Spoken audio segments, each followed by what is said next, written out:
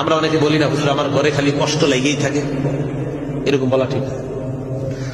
আপনি অসুস্থ হয়েছেন, আপনার ছেলে অসুস্থ হয়েছে, আপনার মেয়ে অসুস্থ হয়েছে, আপনার আব্বা আম্মা অসুস্থ হয়েছে, এরকম অসুস্থ হওয়ার পর তখন আপনি ইমাম সাহেব এসে বললেন, আর বললেন না ভালো নাই কেন? আমার জ্বর হয়েছে। আমি ভালো হওয়ার পর বিবি রয়েছে, বিবি ভালো হওয়ার পর ছেলে রয়েছে, ছেলে ভালো হওয়ার পর মেয়ে রয়েছে, আর বললেন না বালা মুসিবত লাগিয়েই থাকে। এরকম মাঝে মাঝে হয় না?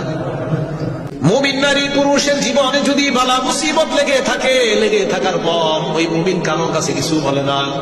ফি নাফসিহি, এক নাম্বার হতে পারে বিপদটা আপনার নিজের, দুই নাম্বার ওয়ালাদিহি হতে পারে আপনার সন্তানের কোনো বিপদ, ওয়ামালিহি হতে পারে আপনার সম্পদের কোনো বিপদ।